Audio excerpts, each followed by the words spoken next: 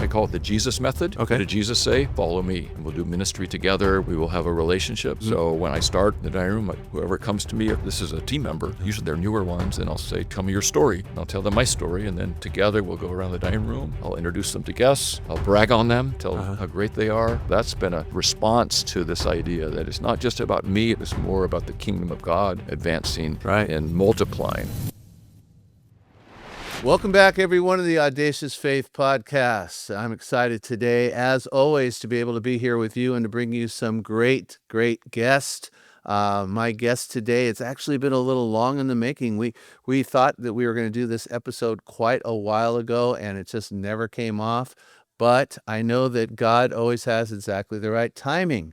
Andy Pearce, he is someone who has just a great, vast variety of things he's done. He actually started off apparently as a math teacher. He was a sales rep at one point, but now he's with a missions organization focusing on international students. And in addition to that, I will tell you that he also has another love, and which is a love for many of us, and that's Chick-fil-A. And he's actually been working there for quite a while as well. And the main reason he does that is just because of the interaction with all the people that he gets to be able to have. So we're going to talk about all of this today and how you can just be an influence wherever you are and where God places you. So Andy, thank you so much. Appreciate you coming. And my pleasure. And we finally get to do this, huh? Yes. Yeah, great to be here. Well, tell us just a little bit about you, even your upbringing. And I mean, you're a strong person of faith. How did that even happen? Yeah, so I grew up in a small beach town called Carpinteria near Santa Barbara. Nice, okay. And with a single mom. My dad died when I was young, and she was a woman of great faith, and it was hard raising 3 kids. She felt called to be home with us, and so God provided, sometimes with money in our mailbox through our church, and so many people of God were supportive of our family, and so that had a big impact on me growing up. And also Romans 8:28 was our family verse. All things work together for good. Even a tragedy like losing a father and husband, all things work together for good for those who love God or called according to his purpose. And so that was, but a very shy, introverted mama's boy. I didn't want to go anywhere. I had a full scholarship to Cal Poly San Luis Obispo, which I turned down 4 years tuition room board because I would have to live in the dorms. If I lived in the dorms, my mom wouldn't be with me. So I turned it down and went to Santa Barbara City College, even though I was a valedictorian. But that's a good testimony. I love the community college system. Yeah. And then after 2 years, transferred down to UCLA, but I was home every weekend with my mom. But her godly character and our dependence on God as a family made all the difference growing up. You know what's amazing to me? You said something right here. You said you were very shy and introverted. That blows my mind. And the reason that blows my mind is because I've watched you many times, like if I've been over at Chick-fil-A and whatever. And I was even telling my wife, Val, who you often work with over there, I said, Andy has got to be one of the most outgoing, loves to talk to people, individuals that I know. And so the fact that, I mean, you're talking about God and what he does. How does God take a shy, introverted boy like that and then turn you into what I've observed now? Was there a transition where that kind of happened at some point? I think a big transition was growing up in a Christian family. Came to the point where I really had to make a decision to say, I'm going to dedicate my life to Christ. And so Christ will live in me. Up until that point, I was not going to church regularly, and I had my mom's example. But right during my college years is when being apart from my mom, I committed my life to say, I'm going to do whatever Jesus wants me to do. And that really brought me out of my shell because that brought me into math teaching, for instance. I was only a math major because it's perfect for introverts. You don't have to speak. You don't have to read anything. You just do your problem set. So that was a good. But then God miraculously provided the job as a math teacher. I wasn't planning to be a math teacher at all. I wanted to be an actuary. Maybe there's not that many things we can do as a math major, but an actuary, something like that, sitting in a cubicle. Sure. But in my hometown, there were 2 high schools. There was a public school where I went and a private school up on the hill. And at one point, I had thought about being a math teacher as a way to stay in my hometown in Carpinteria. And I dropped off a resume, but I'd forgotten about it because I didn't think that was my calling. Yeah. And they had an emergency opening. After I graduated from college, I was living with my mom and didn't know what I was going to do, but they had an emergency opening in the private school, and they needed someone, and I didn't have a credential. I wasn't even thinking about it, but they hired me right after Thanksgiving. I found myself in a classroom, and I had to learn how to be extroverted, how to speak, and that's what God did to teach me all those skills. Combination of my heart changing, wanting to serve God, and a good way to do that was as a math teacher and coach. So that really brought me out of my shell, giving it a try, and I was there for 10 years. Well, I'm starting to see the pieces as a puzzle here as they're coming together. And your life, what I'm seeing already is an amazing pattern that we've seen with the many episodes we've done with people. And that's of all these pieces that God then does. They're all important at the moment, but they're also prepping for what he's got planned in the future. So here you are, shy, introvertish, never planned to be a teacher.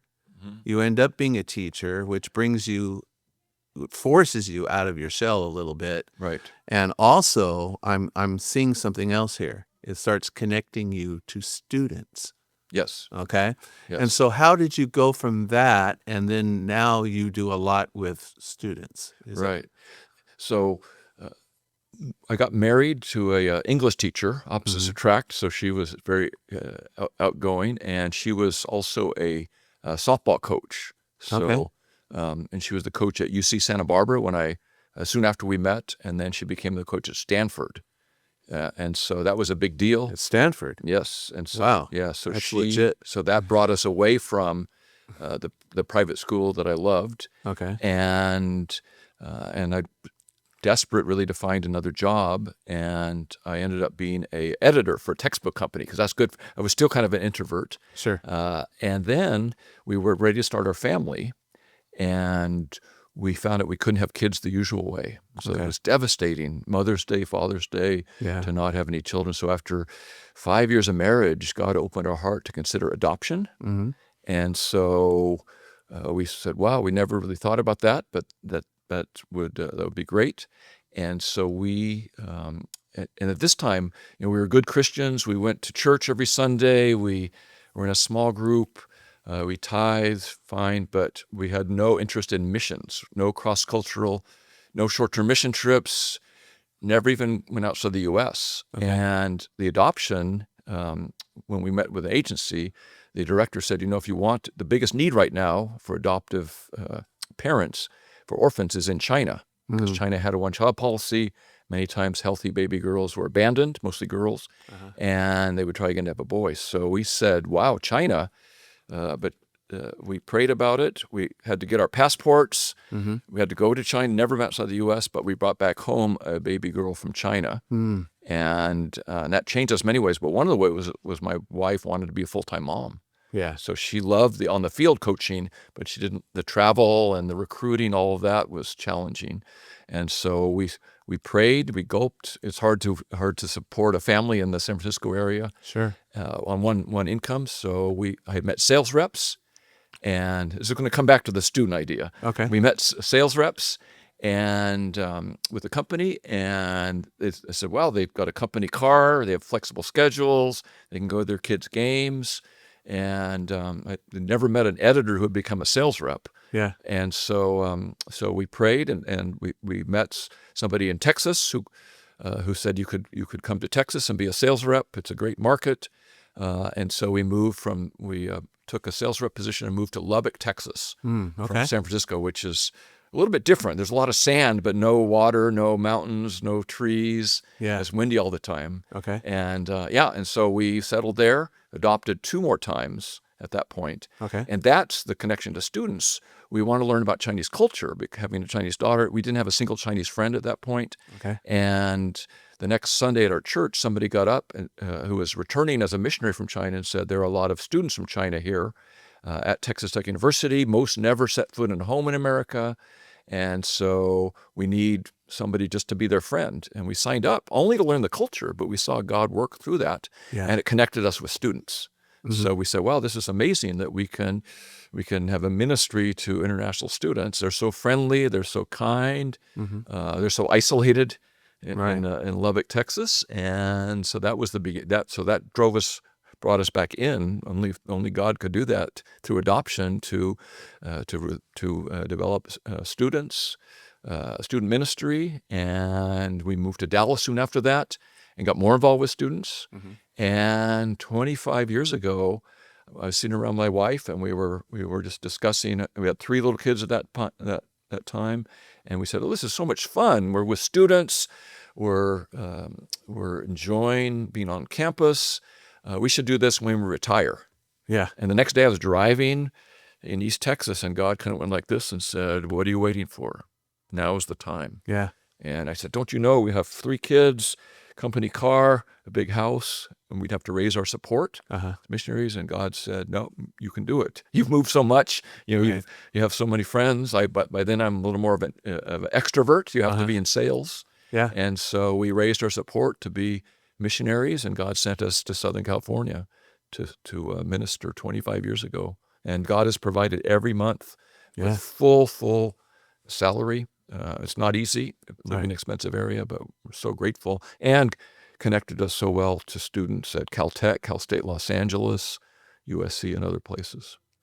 Amazing how he just works things around, right? So he shifts you, and all of these things all fit together. It all makes sense, right? Even though you never would have chosen these paths. Never chosen it, yeah. And I'm assuming, because I'm kind of a, former introvert myself, and it's still, I know that deep down inside, there's a part of my brain that's still the default. There's times when I walk into a room or something, and it won't show, but there's that little tinge inside of me that's still that introvert inside, and then you just have to break out of it. Yes. Even doing what we're doing right now, if you would have told me 20 years ago that I'd be doing this today or with so many different guests, I'd say you're probably crazy.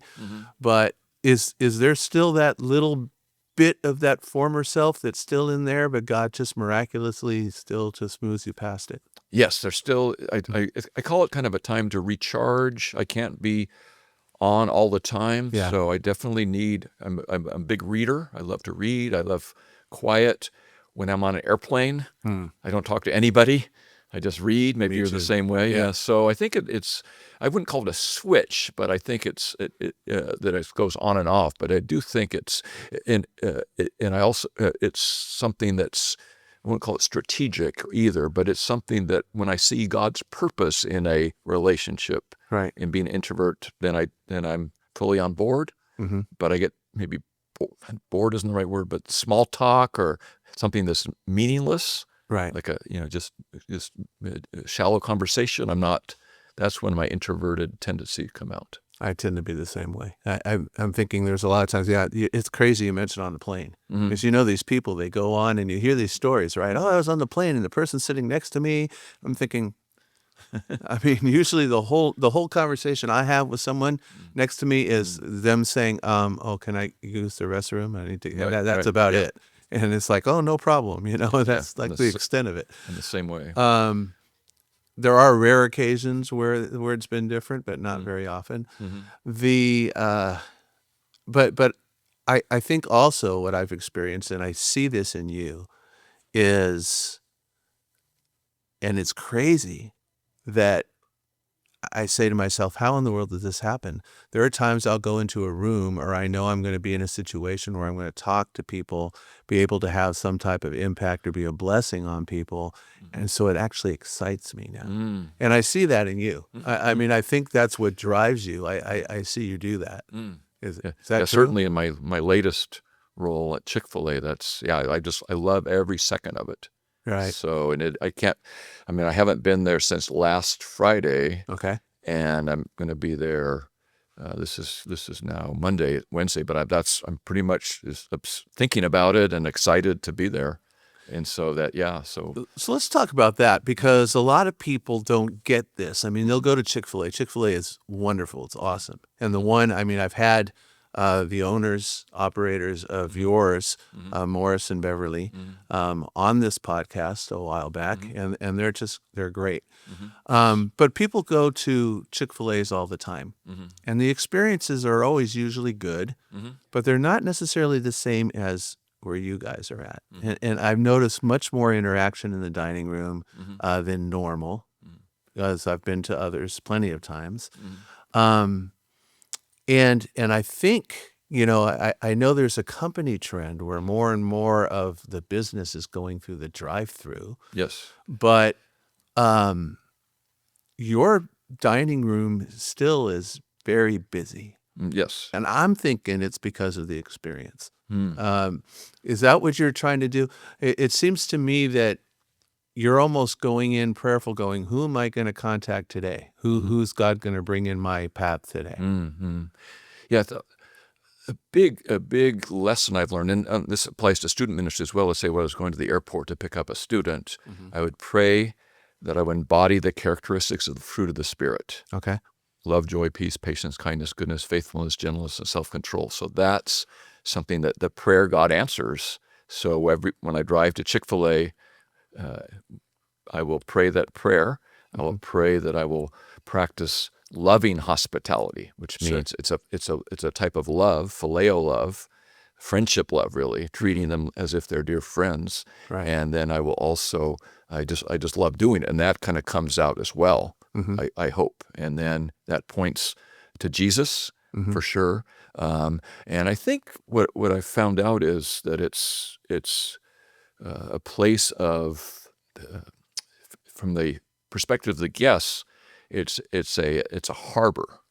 Sure. So I see guests coming in after battling the 60 freeway or even finding, as you know, the parking lot is pretty crowded. It is. They'll come in and then so it's almost like a harbor, a place of refuge. They'll come in harried, and just to be greeted with a smile makes a big difference, and is a place to kind of recharge and get some repairs done. So and they're not boats with physical needs. They're people with spiritual needs. Right. And also it's a place of resurgence to head out into the world. So I see that kind of analogy a little bit, that it's a little bit like a harbor. And when I think about why this is all happening, it is true that Morris and Bev, our operators, are so gracious to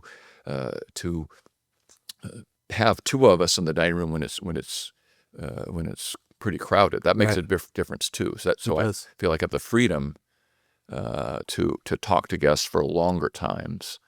And what I think the key that happens is there's a first impression. The guests will come in and say, "This is, I'm really confused.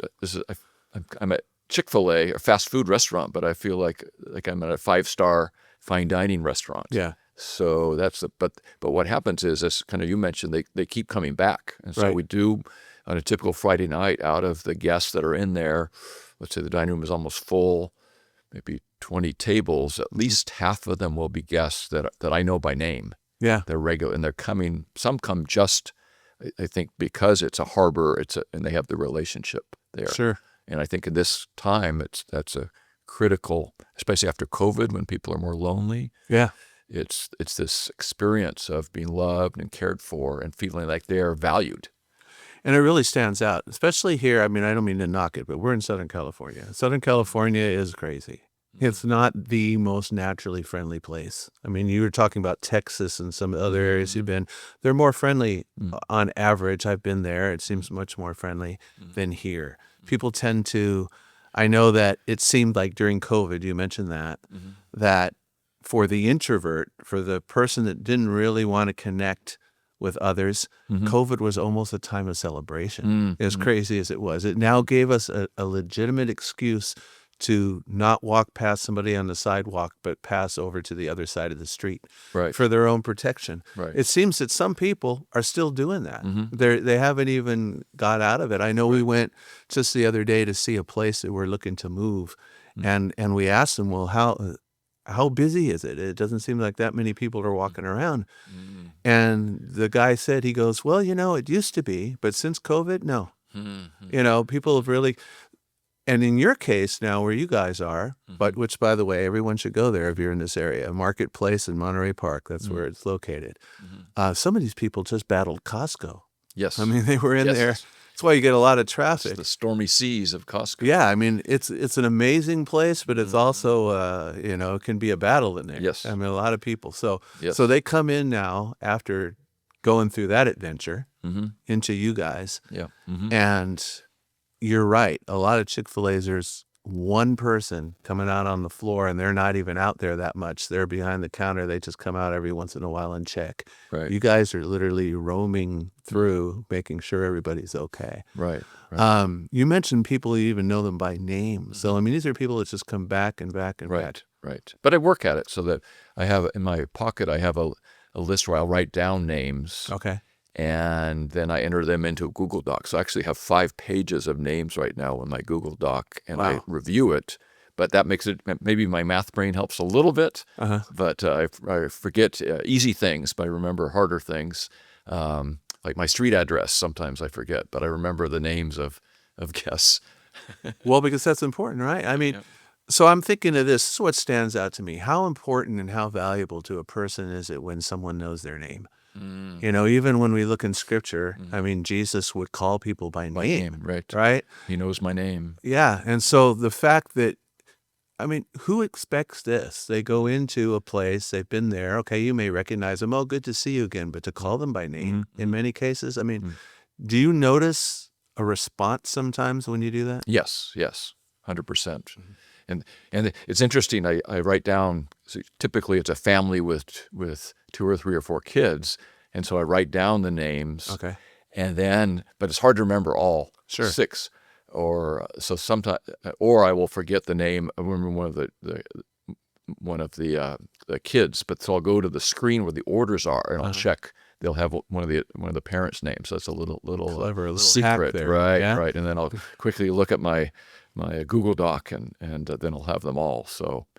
But and the other thing that's interesting too is in terms of the culture that Morris and Bev have developed so well. A big part of my purpose that I didn't expect is to disciple the team members. Sure.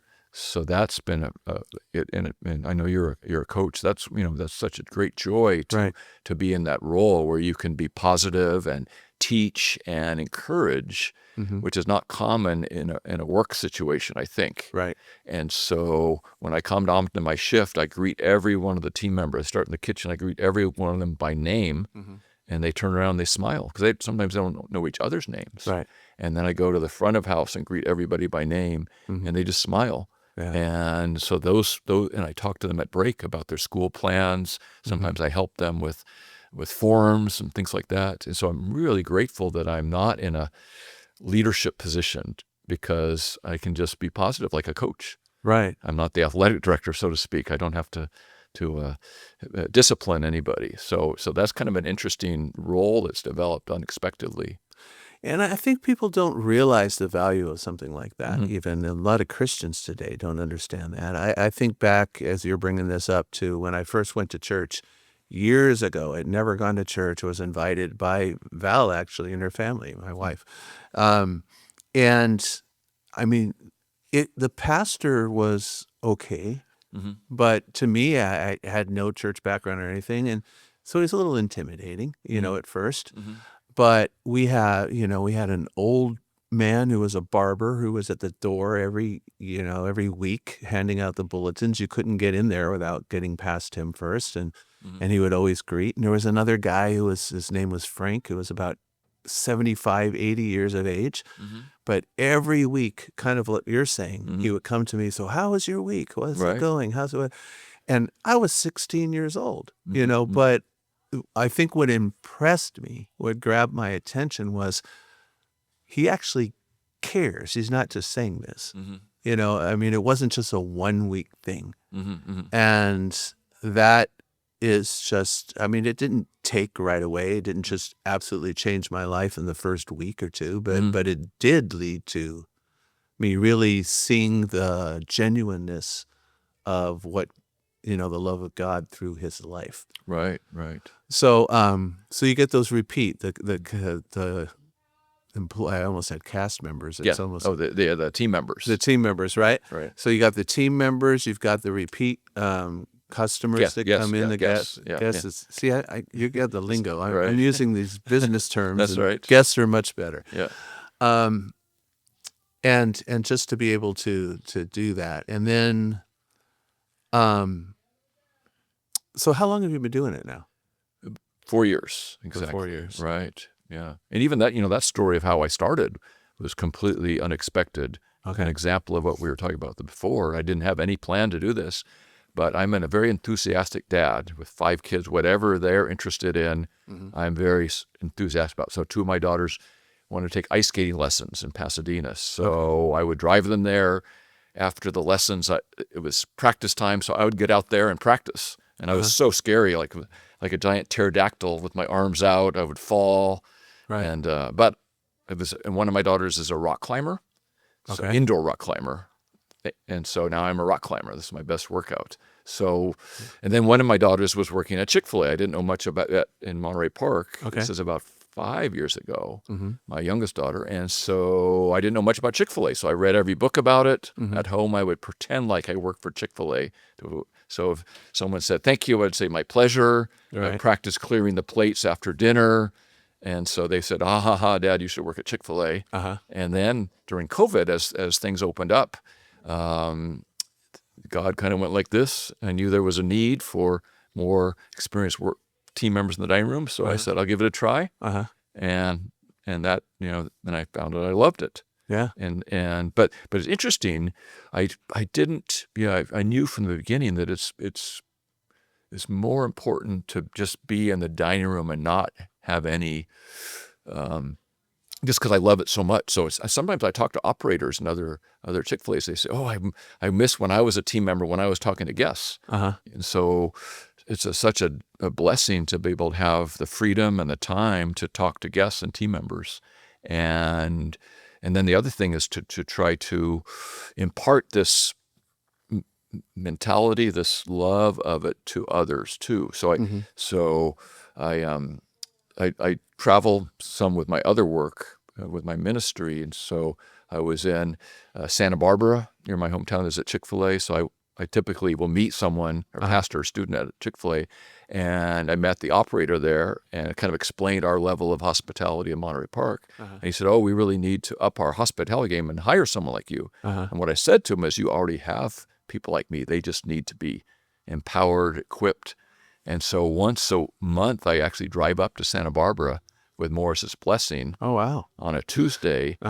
And they call it training. I don't quite like that word because it kind of implies a one-sided relationship, but or no relationship. And so I spend time in the dining room just doing what I do in Monterey Park, and they send a succession of team members to follow me around. So I call it the Jesus method. Okay. What did Jesus say? Follow me, and we'll do ministry together. We will have a relationship. So when I start in the dining room, whoever comes to me, a community college student, they'll say that this is a team member.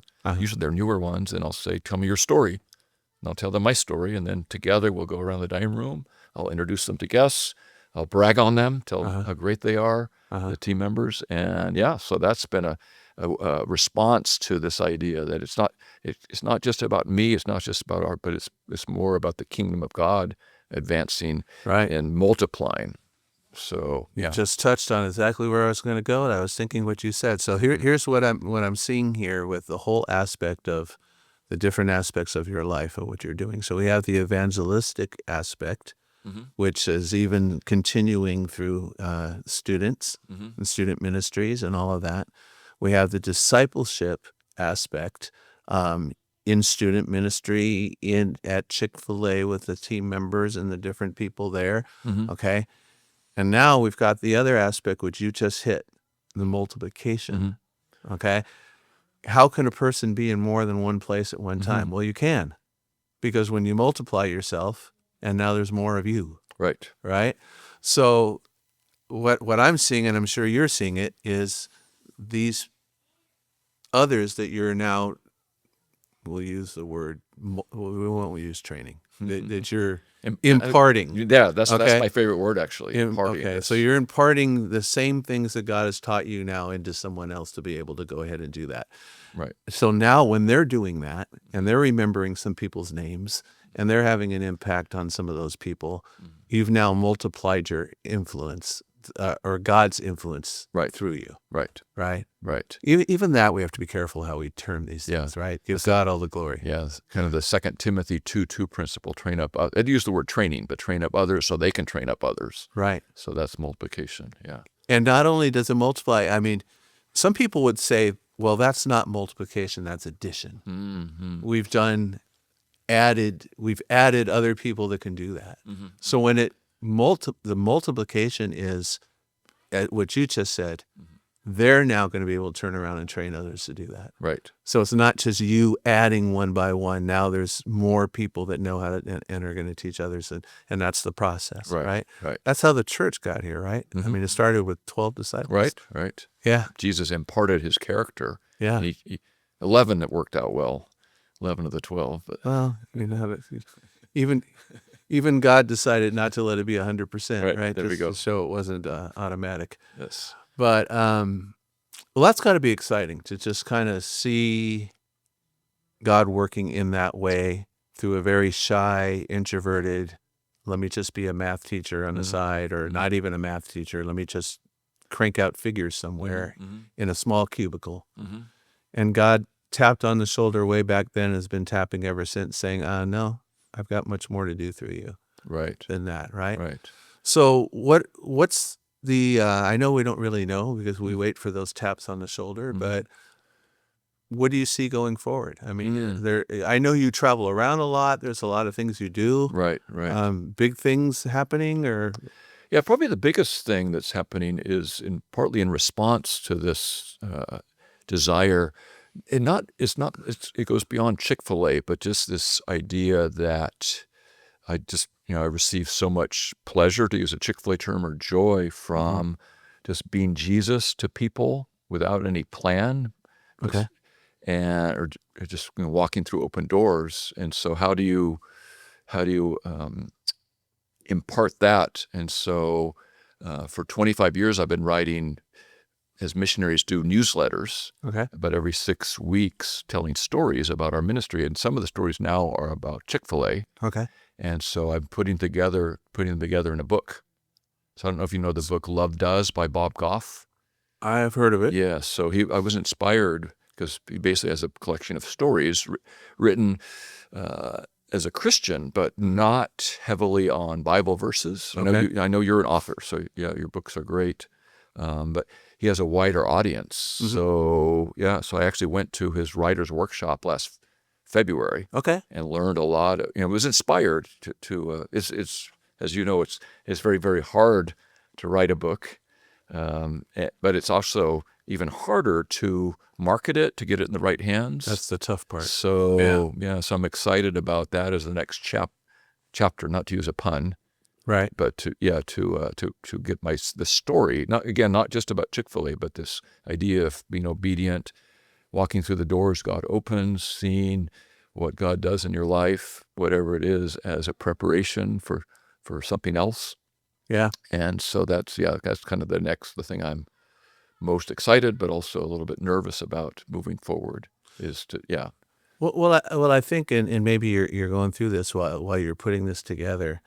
One of the keys, which I believe is important, is just like you have those conversations in the dining room, just transfer that to paper. Right. If you're thinking, I think it's great to have that type of writing style where I'm sitting across the table from you, and I just want to share, and I think that engages people quite a bit. Right. And then maybe you could even audiobook it after you have it done. Yeah, right? I think that would be a goal.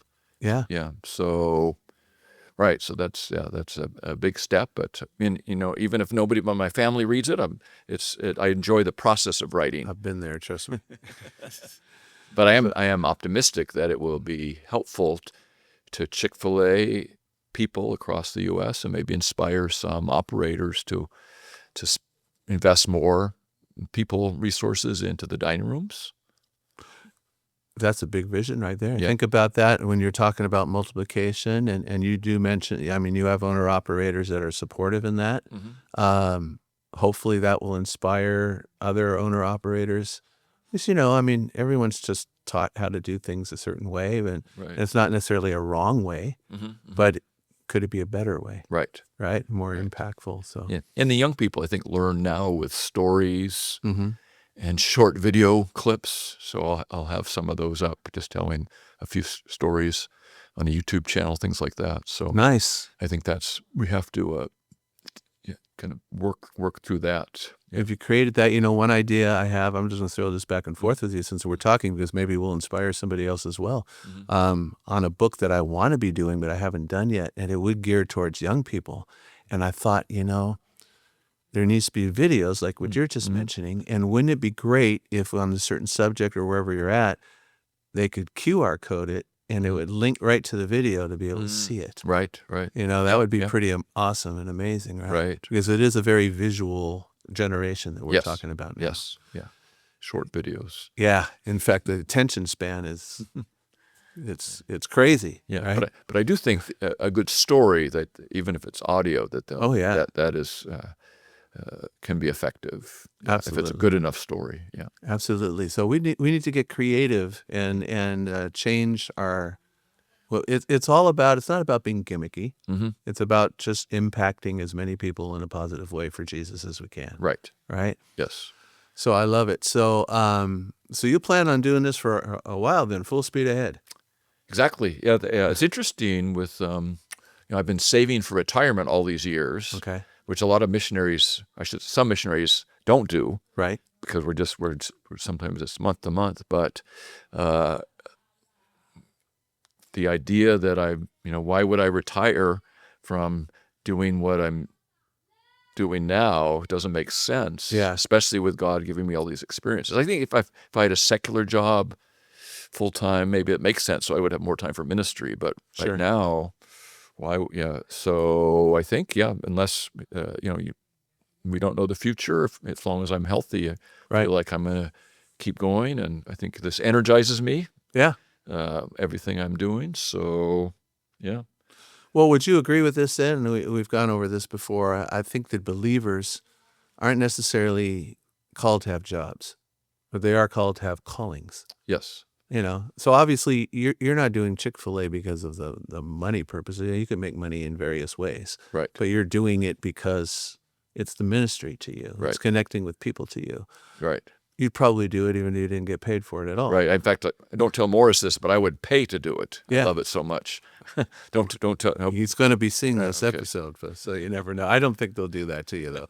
But the thing is, I mean, and that's what it should be. So I don't believe that we retire from ministry, from ministering to people wherever we're at. Right. In fact, let it be our. I mean, if we're not sharing for God, then there's no need for us to even still be here at that point, right? I mean, God would say you're done. So, so as long as we have breath and energy, as you said, the health and everything, so we're going to be seeing you going full speed ahead, responding to taps on the shoulders for a while then, Lord willing.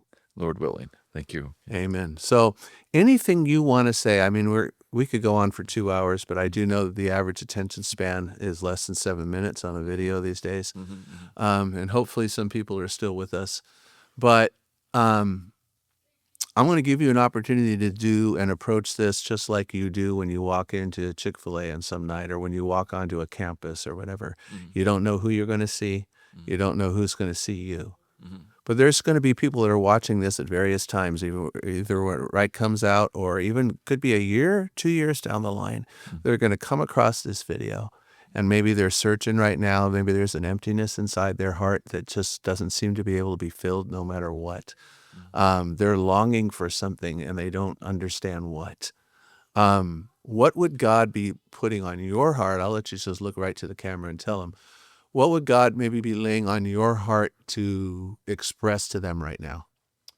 Definitely the idea that we live for a purpose. And so when we have a purpose that is not selfish, but focused on helping others to to achieve, to find their calling and their purpose. That's I think really what it's about, and that gives me great joy. And so I think when someone is struggling for a purpose, for direction, I think focusing on others and seeing others achieve. It's just like being a parent. I am happiest when my kids exceed me in ministry or intelligence or something like that. And so I think that that's the way, when we see the world like that, that our goal is to help somebody else do well. That's why I loved teaching, to see someone, if I see someone do well in math, because of my love and care for them, that gives me great joy. So I desire for others to experience that joy of helping others. And I remember one story. I still remember one of my favorite, a geometry student. This is 30 years ago, was struggling, and so it gave her some extra help, encouraged her. It didn't do too much, and now she's a pilot for Delta Airlines. And so that's what it's all about. That gives me such great joy, more joy than something that I've accomplished. So I think that gives purpose. Awesome. Now, Andy, if somebody wants to get a hold of you, because they've been touched by this episode, maybe they want to reach out to you in some way. Is there a good way to do that, through an email or something? Sure, yeah. My name, andy.pearce. That's not as common as spelling of Pearce. andy.pearce@gmail.com. And he'll get back to you. And I would encourage you, this is what we're going to challenge some people here in the Southern California area to do. Or if you end up visiting Southern California, even if you don't live here, if you go in the Monterey Park area and the Chick-fil-A on Marketplace, very busy place, and you go in and you happen to see Andy there, you'd be there. When are you usually there, Andy? Wednesday, Thursday, Friday evenings. Wednesday, Thursday, Friday evening. There you go. Go in there and you see Andy in there. Tell him you saw him on this podcast. And I'm sure you'll have a great conversation, and you'll get much more than just a drink refill. It'll be a great time, and you'll experience, and you'll see that what you saw on this podcast is exactly who he is all the time. And it'll be a blessing to you. So, Andy, thank you so much. My pleasure. For being here. And I knew you were going to say that. But he means it. He means it. And I look forward to just seeing how God's going to bless so much in the future as well. And we appreciate you. And so you take care of yourself, and everyone out there, we thank you so much for joining us for today's episode of the Audacious Faith Podcast. Remember, God didn't put you on this earth just to exist, but to make a huge difference in the world around you. And you need to have the audacity to actually believe that. We'll see you next time. Share this episode with others, and may God bless you. All right.